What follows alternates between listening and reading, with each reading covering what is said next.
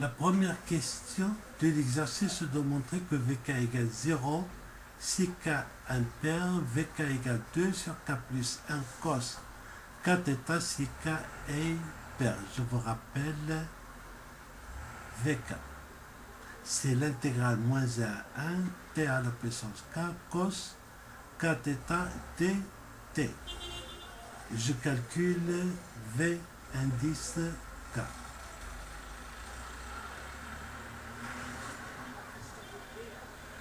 Je remarque d'abord que cos de Kθ ne dépend pas de t, donc je peux le faire sortir de l'intégrale. Il me reste ici à intégrer t à la puissance k. Une primitive de tk, c'est tk plus 1 sur k plus 1. Pris entre les bornes moins 1 et 1, et ici je remplace, ça me donne cos de kθ 1 moins 1 à la puissance k plus 1 sur k plus 1. Donc je peux conclure que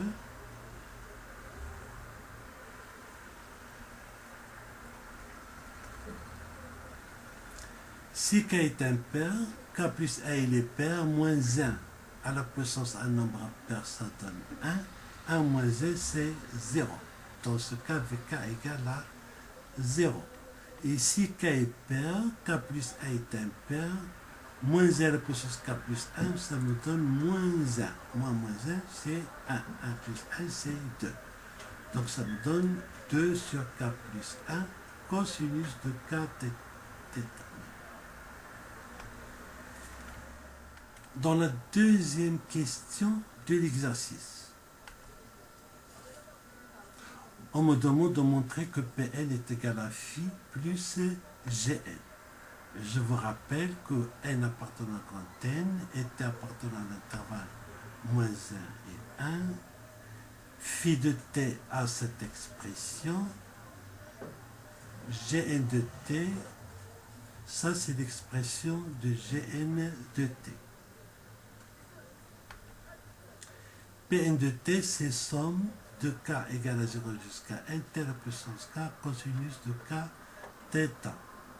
Alors pour calculer Pn de t, on va utiliser les nombres complexes et en particulier on va utiliser la formule de Moivre. Alors pour cela on va utiliser une fonction auxiliaire qui est la suivante. Qn de t est égal à somme de k égale à 0 à n tk, mais maintenant c'est sinus de k θ. Et on va former le nombre complexe Pn de t plus i Qn de t. Voilà, je remplace, j'utilise la formule de Moivre, et ça c'est la somme des termes d'une suite géométrique de premier terme 1 et de raison t exponentielle i θ. Et j'utilise la formule qui me donne la somme d'une suite géométrique. Donc c'est égal à 1 moins t exponentielle i θ à la puissance n plus 1 sur 1 moins t exponentielle i θ. Remarquez une chose, ce que Pn, c'est la partie réelle de cette expression complexe. Je reprends les calculs et je développe en utilisant la formule de Moivre, ça donne. Maintenant, on va rendre le dénominateur un nombre réel. Au dénominateur, c'est un nombre complexe, sa partie réelle c'est 1 moins t cos de θ. Sa partie imaginaire, c'est moins it sinus θ. Donc, je multiplie en haut, en bas par l'expression conjuguée du dénominateur.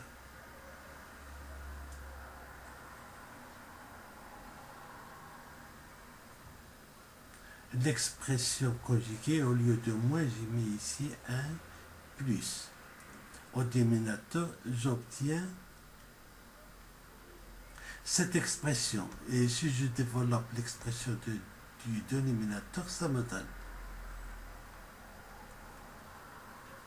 Alors ici, on a remplacé 1 moins t cos de θ, le tout au carré.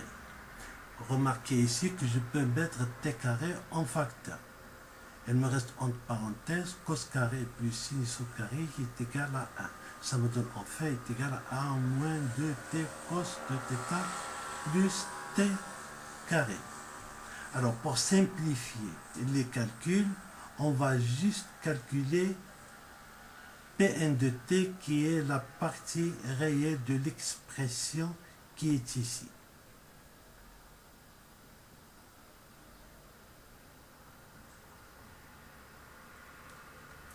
Dans cette expression, le dénominateur est un nombre réel. Donc il me reste à séparer la partie réelle et la partie imaginaire du numérateur. Le numérateur se présente sous forme d'un produit de deux facteurs. Ça c'est le premier facteur et ça c'est le deuxième facteur. Pour obtenir sa partie réelle, je multiplie d'abord la partie réelle du premier facteur avec la partie réelle du deuxième facteur. Voici la partie réelle du premier facteur et ça c'est la partie réelle du deuxième facteur. Si je fais le produit, j'obtiens ce que j'ai mis ici. Après, la partie imaginaire du premier facteur multipliée par la partie imaginaire du deuxième facteur. Je les mets ici. Et n'oubliez pas que i multiplié par i, ça donne moins 1. Avec le moins, ça donne plus. Et tn plus 1 fois t, ça me donne tn plus 2. Maintenant, il me reste à développer ce produit. Donc, Pn de t égale, je fais le calcul, 1 fois 1 c'est 1, 1 moins multiplié par moins t cos t, ça donne moins t cos t, moins tn plus 1 cos n plus 1 θ multiplié par 1. C'est ça, enfin tn plus 1 cosinus n plus θ multiplié par t cos θ, ça me donne tn plus 2 cos de n plus 1 de θ cosinus de θ. Je reprends l'expression.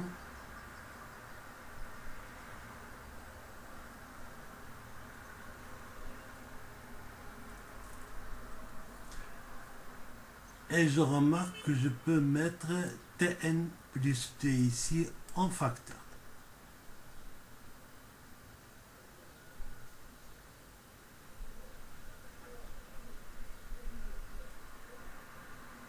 Et si je mets tn plus 1 en facteur, il me reste entre parenthèses cosinus de n plus 1 θ fois cos θ, plus sinus de n plus 1 θ sinus θ. Ça me rappelle la formule de cos de a moins b.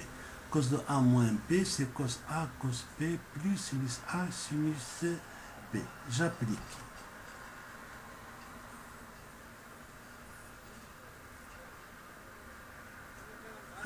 N plus 1 θ moins θ, ça me donne n θ. Donc enfin, j'obtiens que Pn de t a cette expression. Et si je sépare 1 moins t cos θ sur 1 moins 2 cos θ plus t au carré, c'est-à-dire je sépare la partie qui contient n et la partie qui ne contient pas n.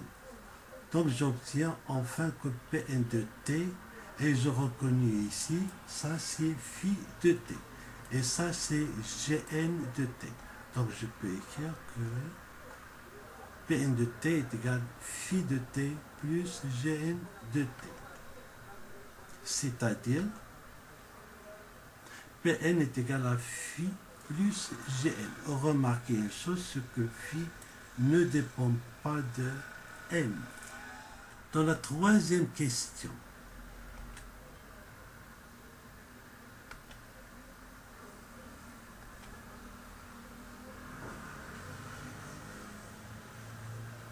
Dans cette question, pose Sn si somme k égale à 0 jusqu'à n de Vk. On me demande de montrer cette inégalité. Alors, on va former donc la valeur absolue de l'intégrale moins 1 Gn de t. Et la valeur absolue de l'intégrale est inférieure à l'intégrale de valeur absolue dans le sens positif. Et n'oubliez pas l'expression de Gn de t. Je remplace.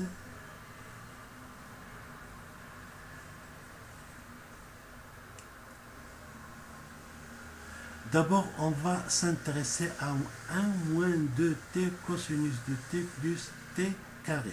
On va essayer de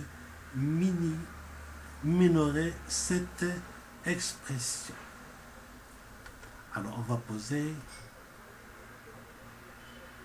h de t est égal à moins 2t cos t plus t carré. Et je calcule sa dérivée.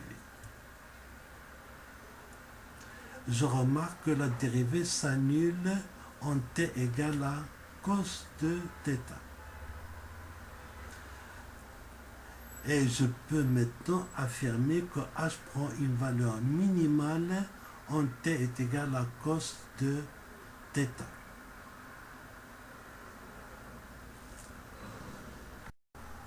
Parce que lorsque t tend vers plus ou moins l'infini, h de t tend vers plus l'infini. Et h de cosinus de θ est égal à sinus au carré de θ. Donc maintenant, je peux écrire que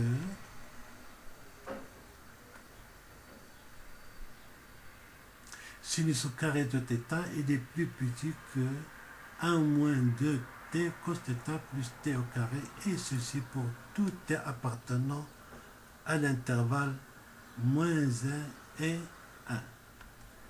Remarquez une chose, ce que 1 moins 2t cos t plus t au carré, c'est un nombre qui est toujours positif. Et si j'inverse, et ce que m'intéressait la valeur absolue, si j'inverse, ça me donne que la valeur absolue de 1 sur 1 moins 2 cos t cos θ plus t au carré, elle est inférieure ou est égale à 1 sur sinus au carré. Je reprends maintenant l'intégrale.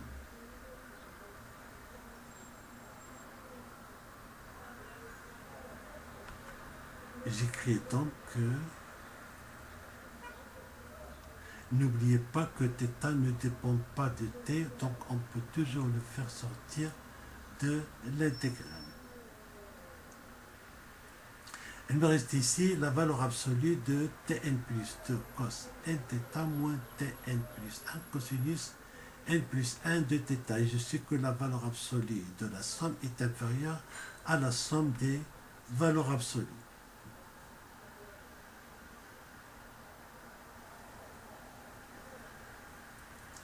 Ici j'ai cosinus et ici j'ai cosinus. Je sais que le cosinus il est inférieur ou égal à 1. Donc je peux écrire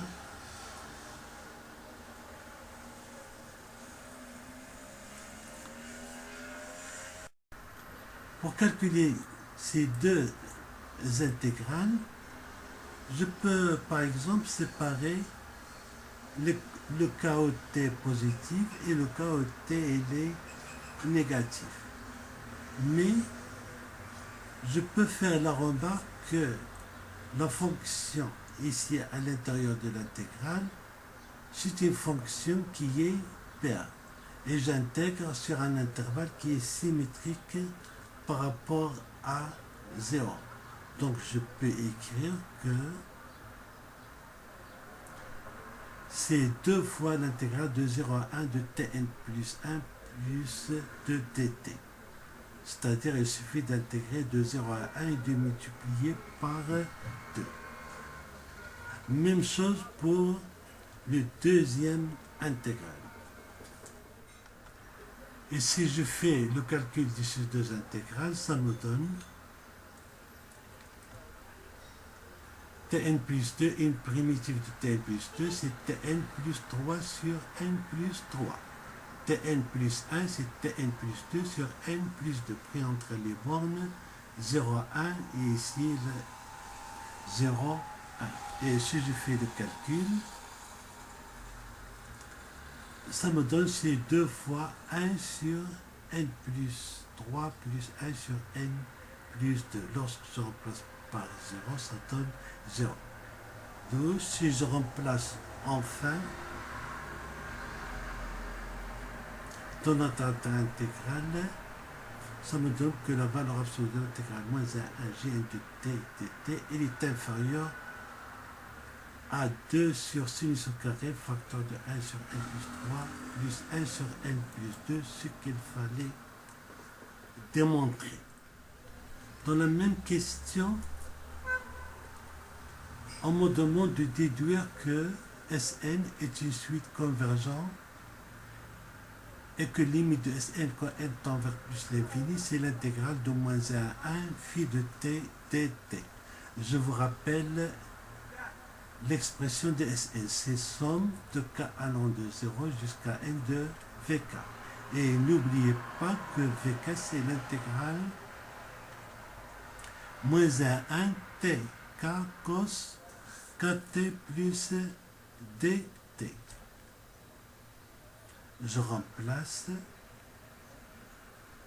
et j'ai une somme finie. Somme des intégrales, c'est l'intégrale des sommes. Donc c'est l'intégrale moins 1 à 1, somme de k égale à 0 jusqu'à n, t à la puissance k, cos de kt dt. Et ça, je reconnais, ça c'est l'expression de Pn de t. Donc ça me donne Sn, c'est l'intégrale de moins 1 à 1 de Pn de t dt. Et comme on a fait auparavant, Pn de t, je peux le remplacer par phi de t plus gn de t. Et l'intégrale de la somme, c'est la somme des intégrales. Donc ça me donne enfin Sn de t, c'est l'intégrale de moins 1 à 1 de phi de t dt plus l'intégrale de moins 1 à 1 gn de t dt. Je reprends.